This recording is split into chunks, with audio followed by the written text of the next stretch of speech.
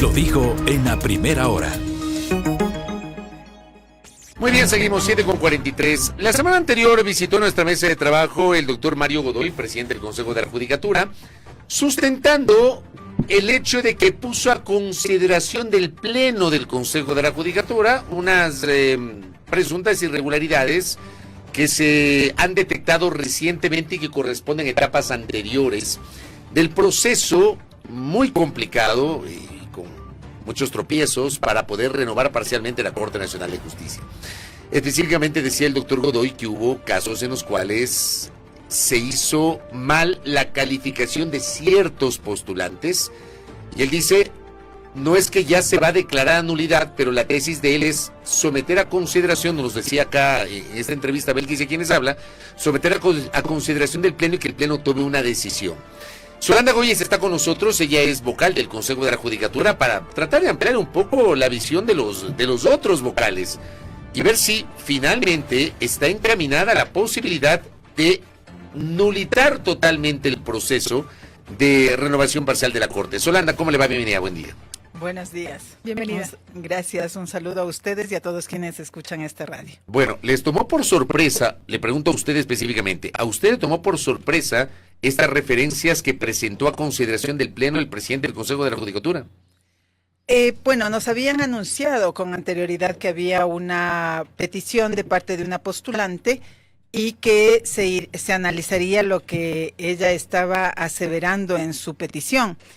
¿Qué es lo que sucedió? El día 28 de octubre se convocó a la sesión y lo que sí estaba previsto era que retomemos el concurso. ¿Por qué? Porque para pruebas de confianza recordarán que se hizo una nulidad parcial y había que retrotraer el concurso hasta ese momento y retomarlo después. Entonces, se ha hecho gestión con la cooperación internacional y contamos ahora con una organización de carácter internacional que se denomina la Organización para la Excelencia Judicial, que tiene sede en Colombia, pero que tiene prestigio y trabajo a nivel latinoamericano.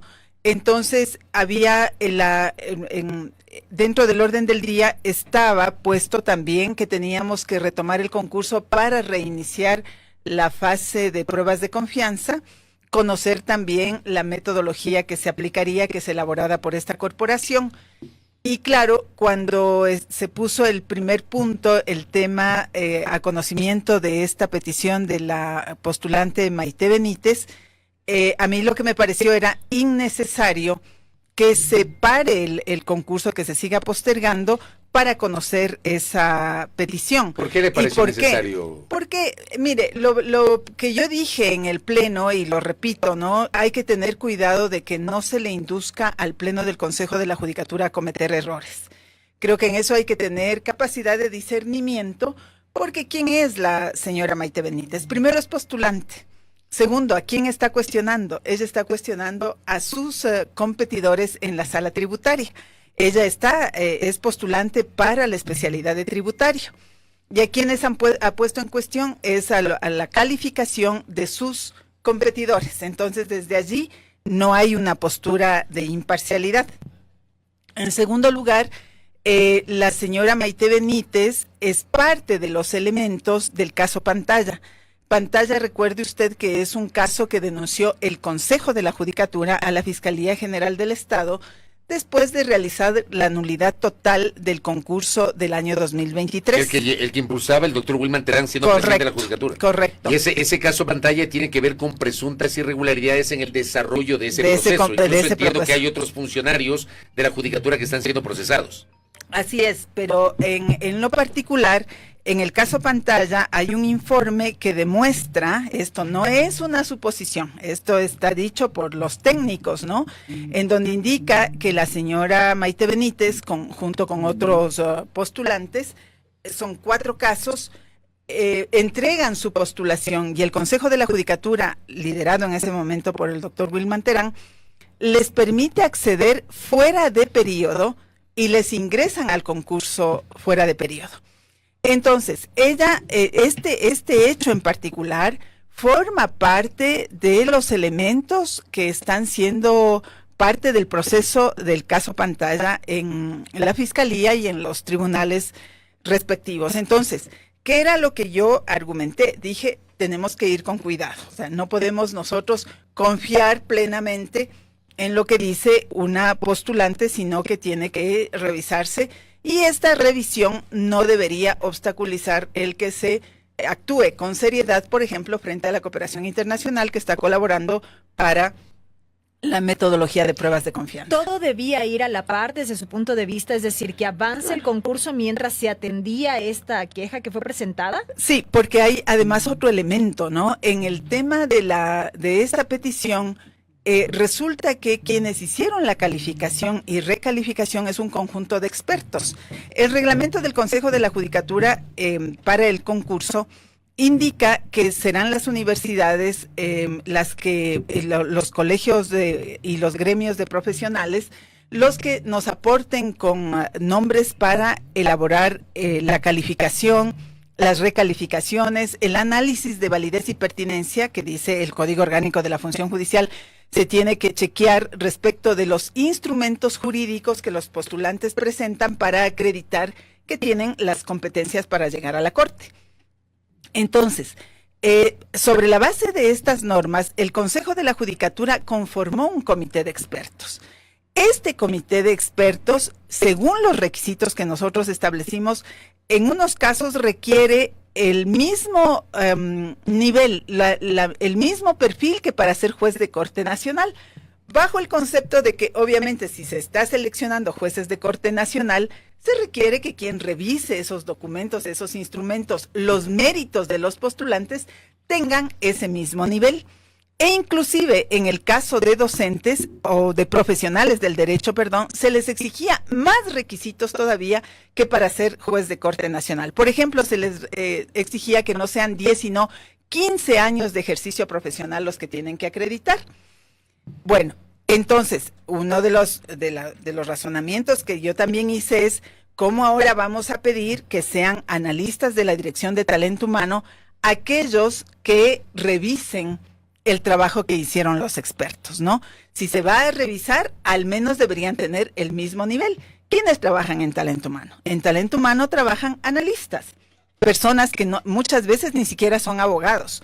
Muchas veces no van a tener los 10 años mínimo que se requiere para ser experto y para ser juez de Corte Nacional de Justicia. Entonces, mi preocupación de todo lo que se está haciendo es hasta qué momento o en qué nivel estamos nosotros rigiéndonos por las reglas que nosotros mismos Pero expedimos. le pregunto, el presidente de la Judicatura, al poner a consideración del Pleno este tema, ¿no presentó evidencias sobre las presuntas irregularidades en la calificación de estos postulantes denunciados a su vez por otra postulante? Lo que existe es un informe de la Dirección de Talento Humano en donde dice que encuentran inconsistencias. No es concluyente ese informe, no lo es, y la preocupación son este tipo de elementos que le estoy comentando, ¿no? Como analistas se ponen a revisar el trabajo de los expertos. En segundo lugar, esto, según el reglamento del concurso, hay una figura que se denomina la preclusión. La preclusión es que se va cerrando en cada momento, en cada fase, y hasta allí hay la posibilidad de que los postulantes puedan pedir recalificaciones, puedan pedir revisiones. O sea, esa etapa ya pasó. Y ya pasó. ¿Y ya no hay cómo retrotraerse esa etapa? En la preclusión implica que se cerró. Entonces, esas son las cosas que yo dije en la sesión, que las repito, incluso yo les he dicho, esto podría ser determinado después incluso como un exceso de parte del Consejo. Pero si hoy se dice, perdón que te interrumpa, Solanda, si hoy nos explica usted que ya no se puede retrotraerse porque precluyó esa fase, ¿cómo es que hace pocas semanas decidieron retrotraerse por el tema de las pruebas de confianza, pero a declarar la nulidad parcial insubsanable? Claro, pero una vez que se identificó que había una violación al principio de credibilidad, al principio de confianza, que es uno de los que están establecidos dentro del Código Orgánico de la Función Judicial, por toda la dimensión que se presentó respecto de las fallas que se encontraron en la contratación del caso de la empresa Métricas Web.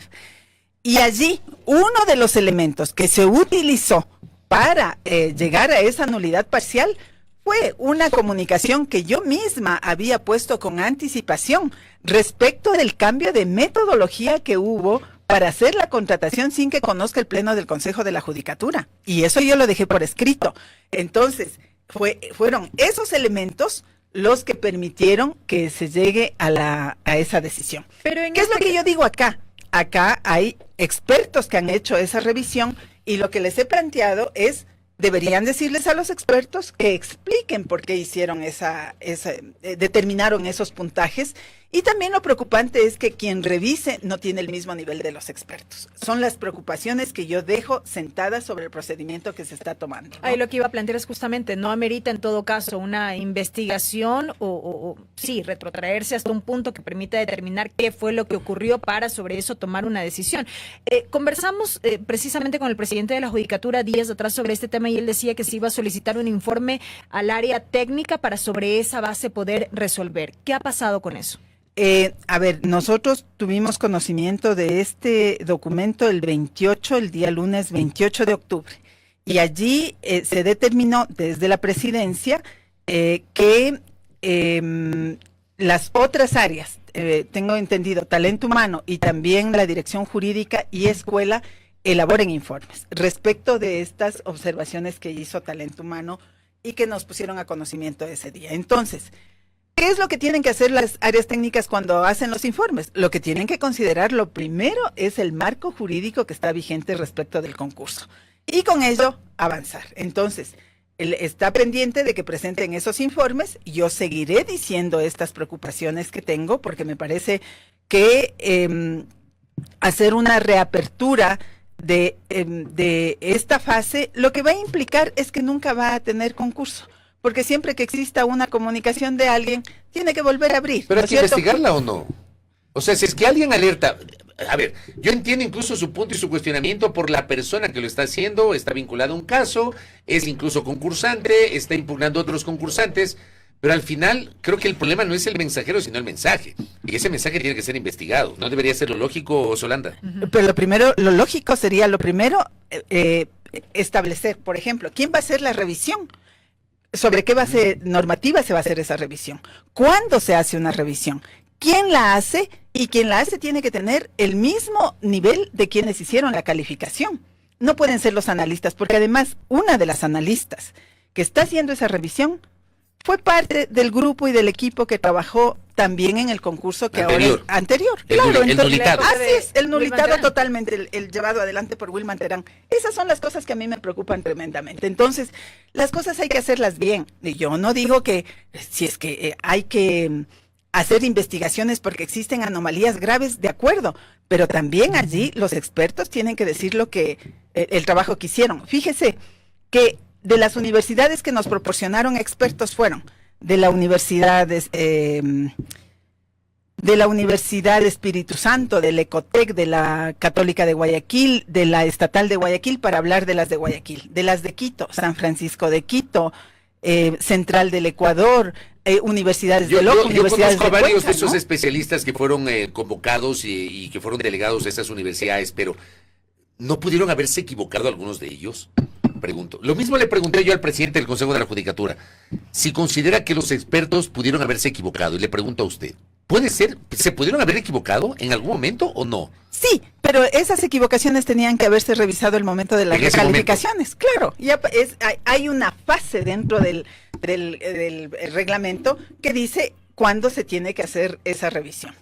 Y eso no se lo hizo, ¿no? Además existe un procedimiento, no es que quien quiera puede poner una carta y decir revisen todo. Nunca habrá concurso si es que hacemos. Ahora, vamos a suponer de que efectivamente se da paso a revisar esto, pero continúa el proceso. Es decir, deciden reactivar el proceso, pero también investigar. ¿Qué pasa si avanza el proceso y se determina, digamos, que hubo algún tipo de situación irregular o anomalía? Bueno, el tema es que si se trata de una anomalía tiene que ser grave, porque mire, hasta tiene que dar lugar usted al tema de la interpretación, ¿no es cierto? La interpretación entre los expertos podría ser hasta distinta. Fíjese que la recalificación hace un tribunal de 3 y para ellos definir tenían que ponerse de acuerdo entre los 3. ¿Quiénes son los que intervienen en cada fase para revisar méritos? Primero, una persona que hace según el Código Orgánico de la Función Judicial, hace el análisis y verifica la pertinencia y validez de los instrumentos jurídicos que aportan los postulantes, demandas, sentencias, dictámenes fiscales, etcétera, ¿no? Hace un análisis de aquello y dice si es pertinente o si es válido.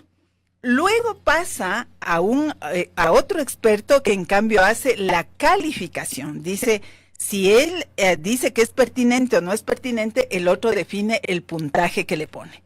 Este informe inicial no es vinculante. El que define la calificación es el experto calificador.